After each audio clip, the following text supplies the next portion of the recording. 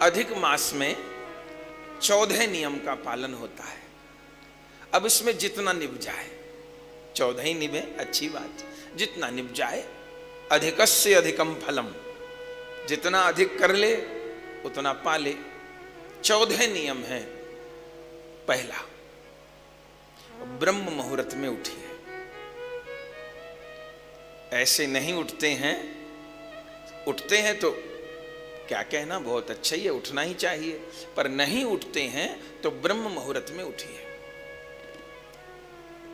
4 बजे से लेके 4:58 तक, 5 बजने नहीं पाए, इसको ब्रह्म मुहूर्त कहते हैं। और उसके पहले और उठे तो अमृत बेला है। फिर तो 4 से 4:45 के बीच में शैया को त्याग दें। 4 ही बजे उठे, 4:45 का भरोसा न करें, क्योंकि उसके भीतर पर स्नान आदि हो जाए। पहला नियम 1 महीना, कल से ही तो शुरू है, ब्रह्म मुहूर्त में उठिए। दूसरा नियम है, आप जो कुछ भी भजन करते हैं उसमें कम से कम 10% की वृद्धि करिए। 2 गुना करिए, 3 गुना करिए, बहुत अच्छा, 10% की वृद्धि जरूर करिए। अगर महामंत्र की 16 माला करते हैं तो 2 तो कम से कम बढ़ाइए, जरूर बढ़ाइए, 18 कर दीजिए।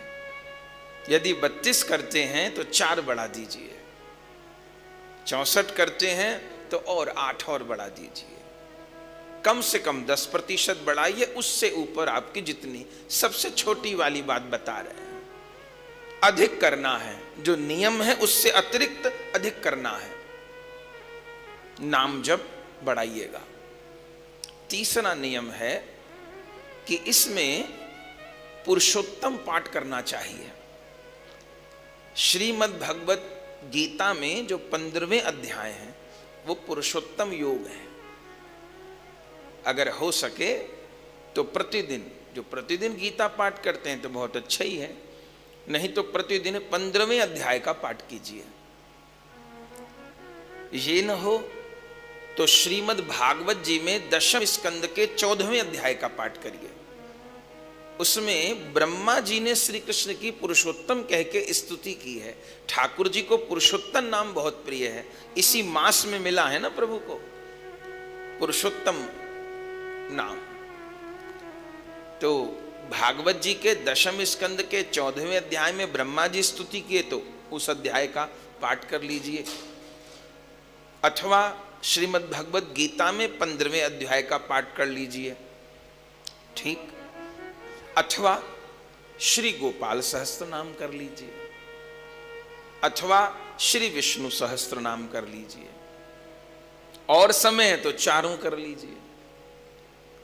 तीसरा है पाठ करिए, कोई एक पाठ, सब कर सके अच्छा है, नहीं तो कोई एक पाठ जोड़िए। चौथा नियम है कि प्रतिदिन गौ माता की सेवा करिए। गौ माता की, गौ माता को भोजन दीजिए, रोटी दीजिए, चारा दीजिए, जो हो सकता है वो करिए। 5वां नियम है, प्रतिदिन अपने परिवार के अतिरिक्त एक व्यक्ति को भोजन कराइए। एक व्यक्ति को अधिक बढ़ा के, अपने परिवार, ब्राह्मण वैष्णव साधु मिल जाए तो बहुत अच्छा ही है, न तो किसी को भी करा दीजिए, अतिरिक्त को, एक को।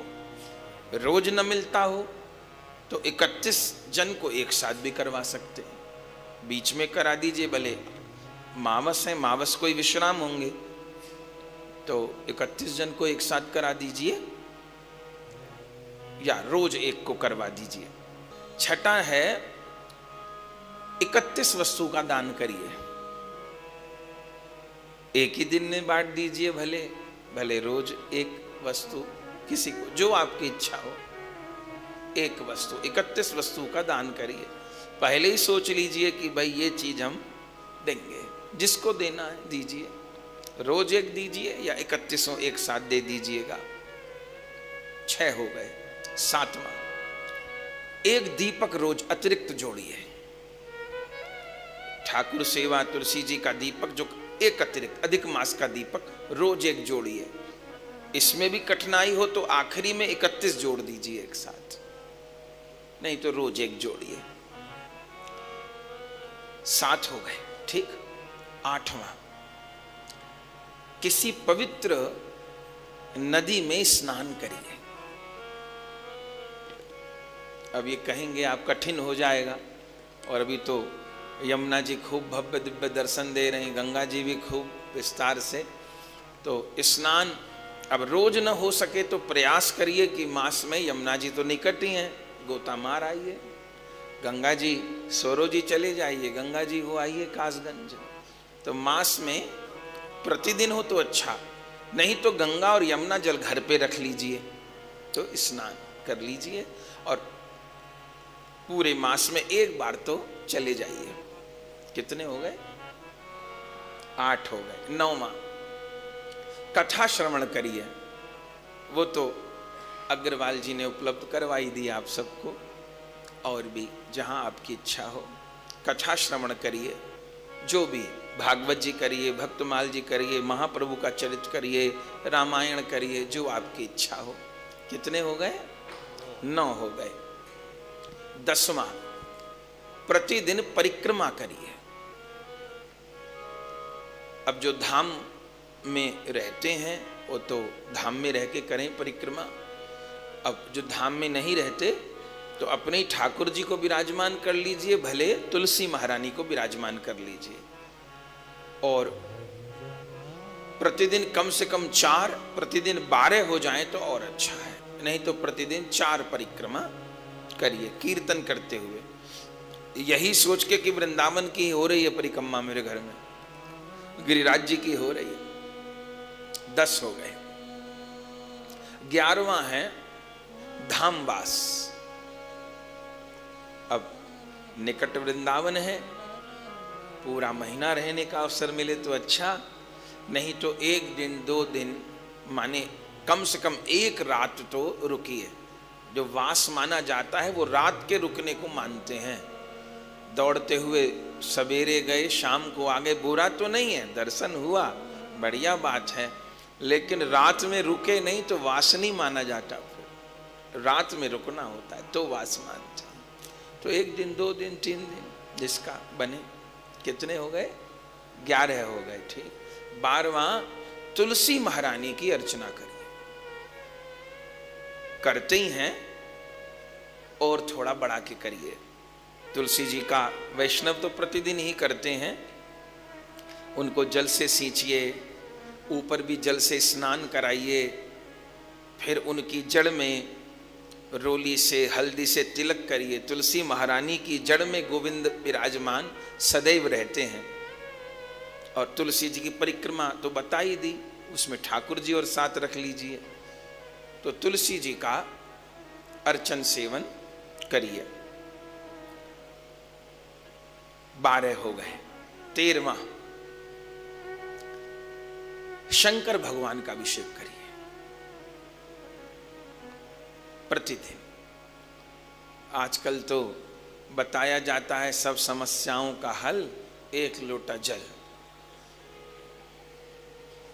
बहुत अच्छा है। भोले बाबा से दयालु तो कोई नहीं, हम लोग वैष्णव हैं, लेकिन शिव की करुणा तो अनंत है, अनंत है। भोलानाथ की करुणा अनंत है।